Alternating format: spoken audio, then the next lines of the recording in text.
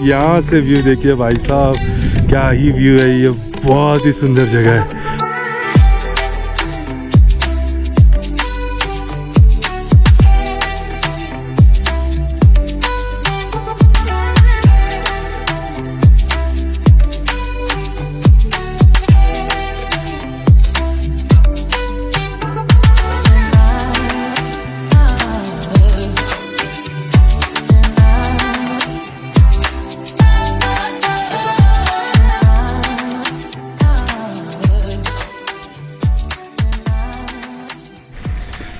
Hello friends, welcome back to the another vlog. दोस्तों, मैं हिमाचल प्रदेश में हूं और आज मैं पहुंचा हूं हिमाचल प्रदेश के एक छोटे से और बहुत ही खूबसूरत टाउन मंडी में। और आज के इस वीडियो में मैं आपको मंडी से एक ऐसी जगह पर लेकर जाने वाला हूं जहां पर शांति सिर्फ महसूस नहीं होती बल्कि दिल के अंदर तक उतरती है।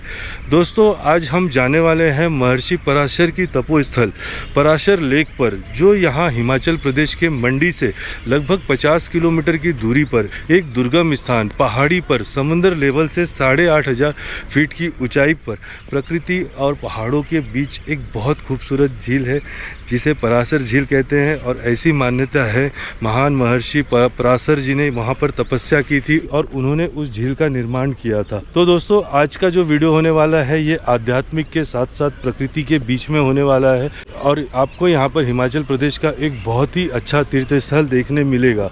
तो पराशर लेक जाने के लिए यहाँ मंडी से बसेस जाती है। दुर्गम स्थान पे होने की वजह से दिन में 1-2 बसेस ही जाती है। सुबह 8 बजे यहाँ मंडी से बस निकलती है। तो मैं अभी बिल्कुल बस स्टैंड के पास में एक प्लेग्राउंड है, तो इस प्लेग्राउंड में हूँ। अब मैं यहाँ से बस स्टैंड चलता हूँ। बस स्टैंड से हम बस लेते हैं और फिर यहाँ से पहाड़ी यात्रा करते हुए हम पराशर झील पहुँचते हैं। मंडी बस स्टैंड के 15 नंबर बस स्टॉप से हर सुबह ऋषि पराशर झील के लिए बस निकलती है, लेकिन मुझे आज यहाँ पता चला कि ऊपर पहाड़ों पर रास्ता टूटा हुआ है, इसलिए सारी बस सिर्फ कटौला गांव तक जाएंगी। उसके आगे दूसरी गाड़ी लेकर जाना पड़ेगा। तो सुबह 8 बजे मैं मंडी के बस स्टैंड से कटौला गांव के लिए बस लेकर निकल गया।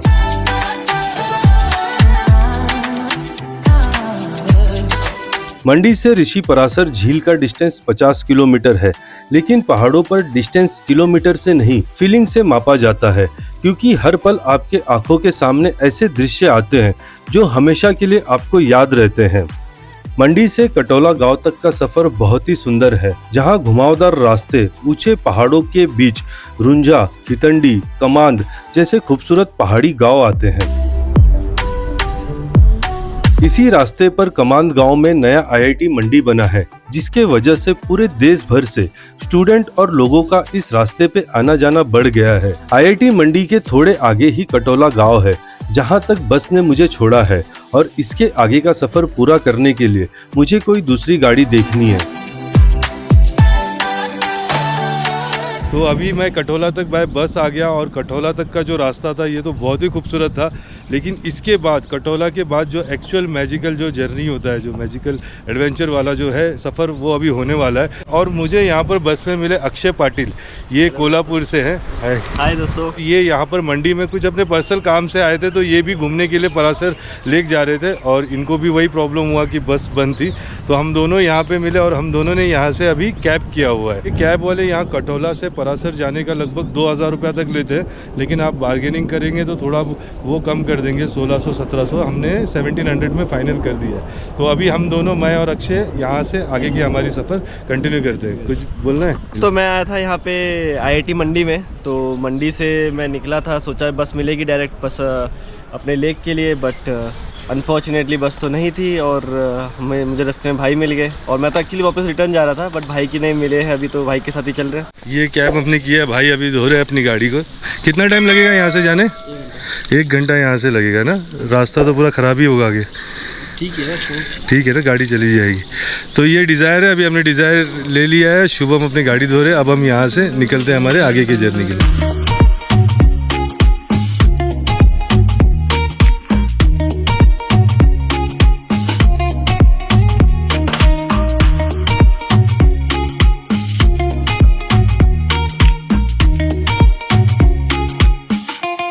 तो दोस्तों, अभी मैं पहुंचा हूं बागी विलेज। ये बागी विलेज जो है ये वैली के अंदर है और इसे बागी वैली कहा जाता था। और पिछले साल तक ये जो बागी वैली था ये बहुत अच्छा एक टूरिस्ट प्लेस था। यहाँ पर बहुत दूर दूर से लोग जो है पिकनिक के लिए और छुट्टियाँ बिताने आते थे। यहाँ वैली के अंदर बहुत सारे होम स्टेज, कैफ़ेज़ और रेस्टोरेंट्स वगैरह सब कुछ बने थे और एक पुल था, यहाँ पर एक ब्रिज था।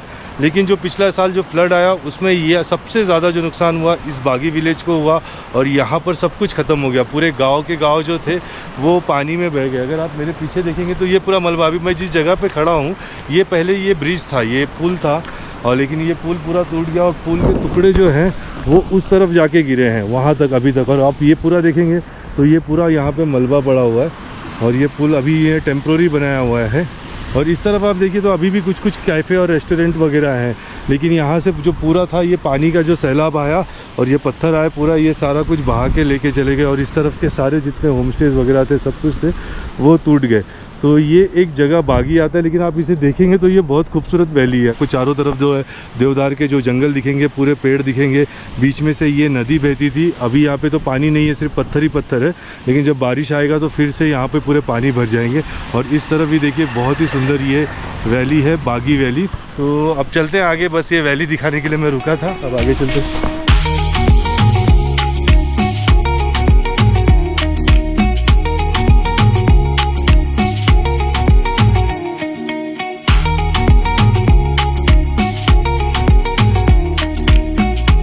बागी वैली को पार करके अब हम ऊपर की तरफ चढ़ रहे हैं और ऊपर चढ़ते समय अभी मैंने एक जगह पे और गाड़ी रुकाया है। यहाँ पर बार बार गाड़ी रुकाने का दिल कर रहा है तो एक जगह और गाड़ी रुकाया है और इस जगह का नाम है कांडलू गांव है ये।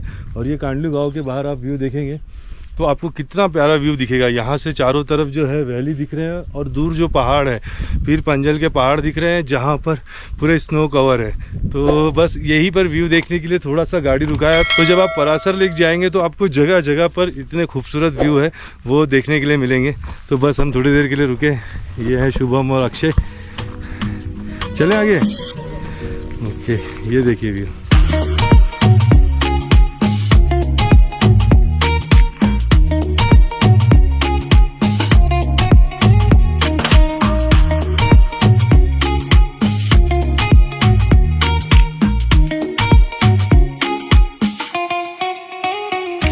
तो दोस्तों फाइनली कटोला से निकलकर यहाँ हम परासर लेक पर पहुँच गए और यहाँ आने 1 घंटा लगा। तो अगर आप मंडी से आएंगे तो आपको यहाँ पर पहुँचने के लिए 2 घंटा लगेगा। 1 घंटा मंडी से कटोला और कटोला से फिर आप यहाँ 1 घंटे में पहुँच जाएंगे। और पूरा जो रास्ता था ये अमेजिंग रास्ता था, ये बहुत ही अलग इस रास्ते पे आने का एक्सपीरियंस था। अब हम यहाँ पे पहुँच गए। अगर आप यहाँ पे आएंगे तो देखिए यहाँ पे कुछ ज़्यादा नहीं, बस 2-4 गाड़ियाँ आई हुई हैं। कुछ लोग, बहुत कम लोग ही यहाँ पर पहुँचते हैं और कुछ दुकानें हैं, यहाँ पे 1-2 दुकान है। और ये बाहर का व्यू है, व्यू तो मैंने आपको बहुत ही दिखाया यहाँ के। तो ये बाहर का व्यू है यहाँ लेक के पास से। और यहाँ से फिर रास्ते हैं, ऐसे 2-3 रास्ते हैं। इन रास्तों से चढ़ के आपको थोड़ा सा चलना पड़ता है। पौराणिक मान्यता के अनुसार एक बार ऋषि वशिष्ठ ने एक राजा को राक्षस बनने का श्राप दे दिया था। राक्षस बनने के बाद वो राजा क्रोध में आकर ऋषि वशिष्ठ के सारे बेटों की हत्या करने लगा। अपने सारे बेटों की हत्या होते हुए देखकर ऋषि वशिष्ठ बहुत दुखी हुए और उन्होंने आत्महत्या करने का प्रयास किया। लेकिन जब वो आत्महत्या करने गए तो उन्हें पता चला कि उनकी एक बहू गर्भवती है। तब ऋषि वशिष्ठ आत्महत्या का प्रयास छोड़कर आश्रम में आए और अपनी बहू की सेवा करने लगे। उन्हीं बहू से आगे चलकर ऋषि पराशर का जन्म हुआ। ऋषि पराशर ने अपनी पूरी शिक्षा और शास्त्र का ज्ञान अपने दादाजी महान ऋषि वशिष्ठ से ही ली थी और आगे चलकर ऋषि पराशर के बेटे ही वेद व्यास हुए, जिन्होंने पुराणों की रचना और महाभारत जैसे ग्रंथ को लिखा था। ऋषि पराशर ने पूरे भारत की यात्रा की थी और अपने हिमालय की यात्रा के दौरान वो इस जगह पर आए थे और यहाँ पर उन्होंने साधना तपस्या की थी। यहाँ पहाड़ पर कोई पानी का स्रोत नहीं था। तब ऋषि पराशर ने अपनी छड़ी जमीन पर मारकर इस सुंदर झील का निर्माण किया था। इस झील की सबसे बड़ी खासियत है कि इसके पानी पर एक तैरता हुआ गोल टापू है। ये टापू कभी एक जगह पर स्थिर नहीं रहता है, बल्कि झील में हमेशा एक जगह से दूसरी जगह घूमता रहता है। स्थानीय मान्यताओं के अनुसार ये झील एक पवित्र झील है और इस झील में देवी देवता स्नान करने आते हैं। मंडी के यहाँ एक राजा थे जिनका नाम था बाणसेन। वो बाणसेन राजा ने यहाँ पर इस मंदिर का निर्माण कराया और ये पिरामिड के शेप में है, पगोड़ा स्टाइल में ये मंदिर बनाया गया है। ये मंदिर जो है लकड़ी और पत्थरों से बना हुआ है।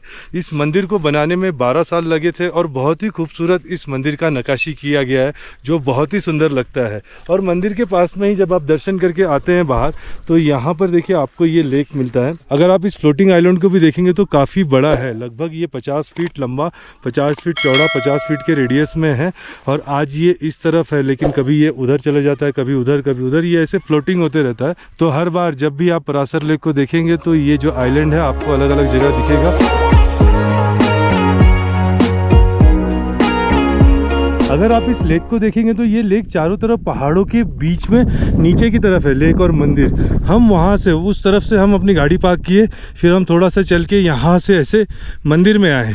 मंदिर में दर्शन करने के बाद आप ये देखेंगे यहाँ चारों तरफ जो पहाड़ हैं, इस वक्त हम इस लेक के सबसे ऊंचे वाले पहाड़ पे हैं। आप इन चारों तरफ इन पहाड़ों पे जा सकते हैं, आप वहाँ आगे तक जा सकते हैं, पीछे जा सकते हैं। और हम जिस जगह पे अभी आए हैं ये इस परासर लेक का सबसे हाईएस्ट पॉइंट है। हम यहाँ पे आए और बहुत खड़ी चढ़ाई थी ये, ऑलमोस्ट आप देखेंगे वहाँ तक तो ठीक था लेकिन इसके आगे ये पूरा 90 डिग्री है। हम एकदम स्ट्रेट सीधा चल के ऊपर आए। देख के नीचे थोड़ा डर जैसा लग रहा है, लग रहा है कि हम जाएंगे कैसे नीचे। हाँ, डर ये लग रहा है कि आ तो गए लेकिन अभी उतरेंगे कैसे हम। और अभी भी हम पूरा नहीं आए, अगर आप देखेंगे तो पीछे और उधर तक हम जा सकते हैं।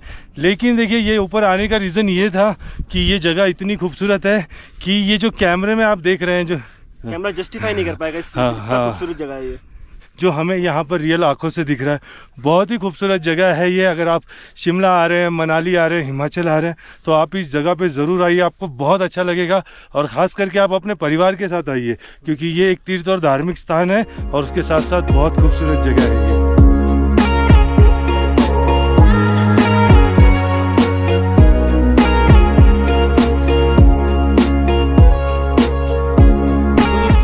ऋषि पराशर जी के बारे में 2 बातें बताना चाहता हूँ जो बहुत कम लोगों को पता है। तो पहली चीज़ तो ये है कि जब सागर मंथन हुआ था, उस सागर मंथन में जब दानवों को अमृत मिला था तो उस अमृत की कुछ बूंदें जो छलक के ज़मीन पर गिरी थी उनमें से कुछ बूंदें ऋषि पराशर को भी मिली थी। और उन अमृत की बूंदों को ऋषि पराशर जी ने खुद नहीं पिया बल्कि उन्होंने लोगों के हित के लिए से एक नदी में या झील में बहा दिया था। तो ये एक ऋषि पराशर से जुड़ी हुई कथा है। और महर्षि पराशर जी से जुड़ी हुई दूसरी ऐसी कथा है कि जब कोई संत या ऋषि जब समाधि लेते थे तो वो किसी न किसी चीज में विलीन, अपने आप को विलीन कर लेते थे। तो ऐसी मान्यता है कि महर्षि पराशर जी की यात्रा के दौरान एक बार वो जंगल में जा रहे थे, तब उन पर एक भेड़िए ने हमला कर दिया था और उसी समय पराशर जी ने अपनी समाधि ली थी और वो अपने आप को भेड़िया में विलीन कर लिए थे। तो उनके समाधि लेने के बाद वो एक भेड़िया के रूप में रहे। महाराष्ट्र में कोल्हापुर के पास एक पन्हालागढ़ का किला है, उस किले में पराशर गुफा है और महर्षि पराशर जी अपनी समाधि लेने के बाद महाराष्ट्र के उसी कोल्हापुर में पन्हालागढ़ का जो किला है उसी गुफा में रहे थे। तो ये 2 कहानी है महर्षि पराशर जी से।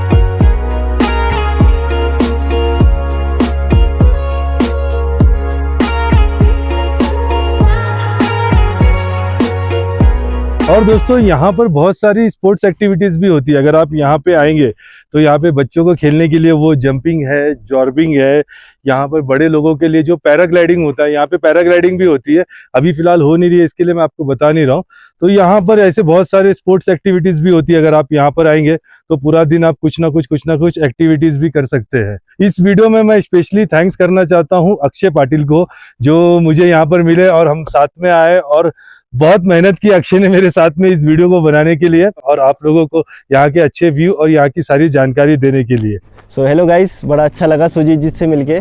एक्चुअली मैं तो आने भी नहीं वाला था, मैंने सोचा बस नहीं है तो फिर घर चल लेते हैं, बट वो तो सुजीत जी मिल गए मुझे रास्ते में तो मैं उनके साथ आ गया, नहीं तो आज तो मेरा ये लेक का विज़िट हो नहीं पाता।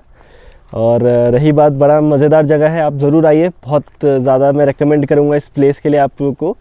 और बहुत खूबसूरत जगह है, बहुत अच्छी सीनरीज है, बहुत अच्छा व्यू है। तो मेरा इंस्टा आईडी है akshay.454, सेम यूट्यूब का भी आपको नीचे मिल जाएगा मेरा इंस्टा अकाउंट और यूट्यूब अकाउंट, तो प्लीज़ मुझे फॉलो करना। और सुजीत जी के चैनल को भी फॉलो करना, ट्रैवलिंग बुक बहुत मेहनत की है सुजीत जी ने भी, तो प्लीज़ सपोर्ट करना। तो दोस्तों ये है अक्षय और हम दोनों ने मिलकर आज आपको पराशर लेक की यात्रा कराई और यहाँ पर जो जो चीज़ें हैं वो आपको दिखाया। आई होप मेरे इस वीडियो से आपको हिमाचल प्रदेश के एक और अनटच ऑफबीट प्लेस के बारे में जानकारी मिली होगी और आपको ये वीडियो पसंद आया होगा। तो दोस्तों आज के लिए बस इतना ही, मिलते हैं हम बहुत जल्दी अगले वीडियो में। तब तक के लिए आप सभी को bye, good day, see you. जय ऋषि पराशर, हर हर महादेव, जय हिंद, जय भारत।